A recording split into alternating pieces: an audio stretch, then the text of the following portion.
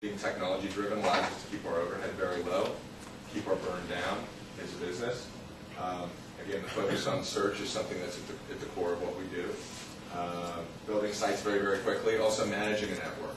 Just anecdotally, I've had the opportunity to meet with some of the larger domain parking companies, and most of you are probably familiar with domain parking. You know, guys own 2-3 million domains in a portfolio, and they run a crappy PPC platform on top of it. They never even really get the sites live on the web, which is actually a value, because when Google starts to see you, it starts the clock on how old your domain is, which is a relevant factor in search engines. The biggest challenge they have, even when they start building real estate on these domains, is that there's no single framework that ties them all together. And they may be running PHP framework over here, and .NET over here, and something else over here, and a new technology comes out that doesn't integrate here. And we have the ability really to turn blogs on across the network, turn business listings on across the network. You know, if there's a Twitter type module we want to use that comes out, great, we can just plug it in. And so it gives us really the flexibility that we need to not become irrelevant in what is really the fastest changing business category out there today. See if I have a next slide, but I don't think I do. And that's it. So I appreciate the time. I hope it was valuable to see how we use this framework that you're all involved in building, and we appreciate it. And I can answer any questions related to the business if there's an interest there, and Rob can certainly answer anything technical. I was curious if you would be able to explain a little bit to them how you were able to go from 6 months to a week in rolling out your sites. Because that's probably the most interesting portion of it. Yeah, I mean, you might be able to help out technically on that. We were able to streamline what the business analyst does. We've been able to automate to some extent the information that the keyword tools provide us. And it's just a basic Excel spreadsheet that takes the information and creates out all the meta tag logic and the breadcrumb and all the header tags. For a long time we were doing it manually. And so that in particular wasn't .NetNuke. That was then being able to streamline the process of getting the information over to our development team. Rob can probably share on what the difference was between what we were doing in classic ASP and how we moved over to .NetNuke, if you're comfortable doing that. But you didn't know you're presenting, Rob. This is Rob, our co-presenter. I'm glad one of my guys was here today. So our sites can range from, let's say, 35,000 pages to 40 million pages, but it's really only about 10 tabs in .NetNuke. So our sites, they're very large to Google or to anyone browsing the site, but they're actually very small. So they're very easy to build, very quick to build, and they have a pretty huge web presence. Mm-hmm. Yeah, and we used to build them page by page. Yeah. And now,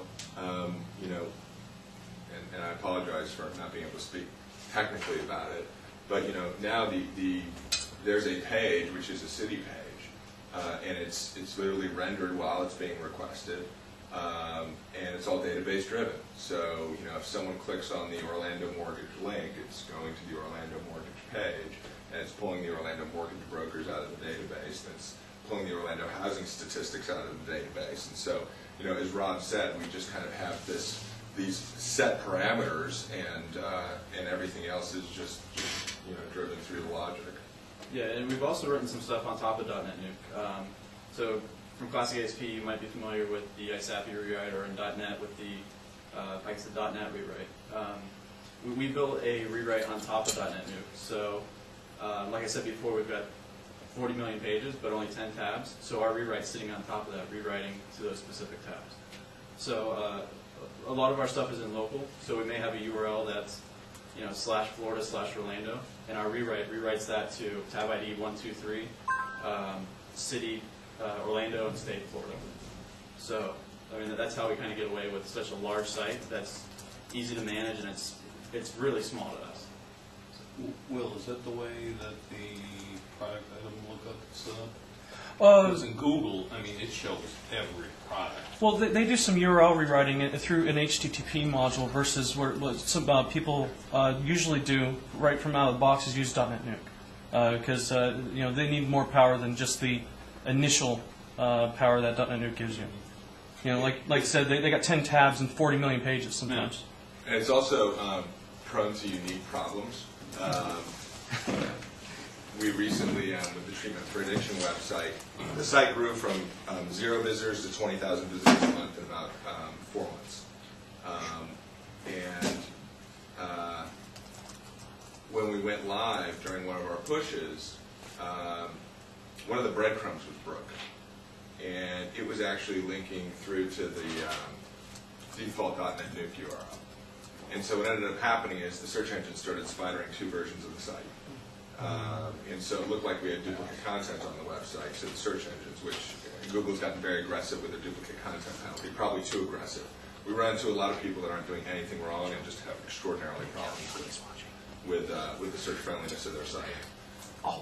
And then on top of that, you know, once you realize what the problem is, Google doesn't fix it instantaneously. It takes 6 weeks, and so, you know, you're down 20,000 visitors for 6, you know, it's 30,000 visitors total that we lost, you know, which has immediate value to us of $4 a visitor.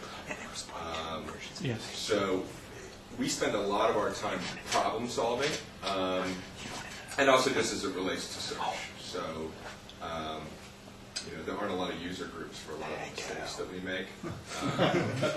And it's just a result of dealing with these, you know, massive architectures and all the different things that really could go wrong, you know, within our ecosystem.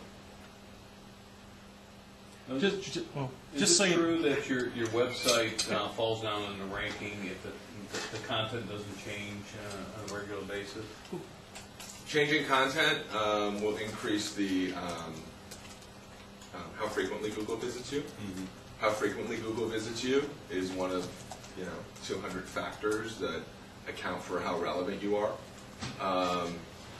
But we do see a lot of static sites that perform extraordinarily well. I think it's probably more important to add you know, new pages of content than to change content on existing pages, just to show sort of a natural growth of content. But we always add fresh content to the site because it just incites a revisit. Mm-hmm. Okay. Just so you know. Yeah, I'm happy to answer questions about search too. I can do that all day long. Oh, yeah, that's a good topic, actually. There's a lot of things that people think they know that they don't. But Nick Caliani, who's a core team member, is actually watching right now, just to let you know. Hi, Nick. We apologize for coming late. No problem. We came over from Canada otherwise. Did I hear you say? I got here late too, so. Did I hear you say you dynamically change the keywords every day based on the traffic coming in? Yeah, not every day, but periodically we'll do reassessments because people's search patterns change. Is that automated or is it something? It's not automated yet. A lot of what we do can be automated. We're just not there. Right.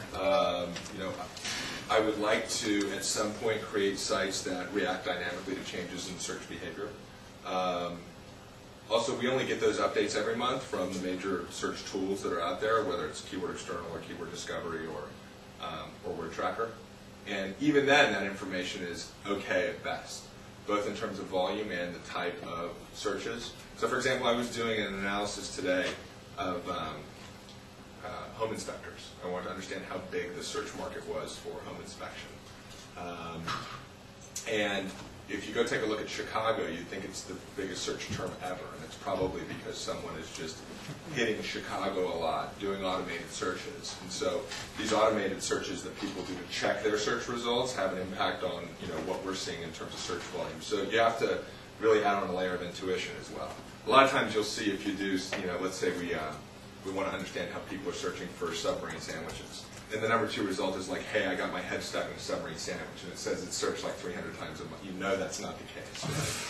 So there is a filter that you have to apply to really understanding search trends. When your customers go to you to design their sites, are you guaranteeing them like a higher placement because of your experience with the optimization? Yeah, so that's the interesting thing about our business is we don't provide services. So we build these properties and we own these properties,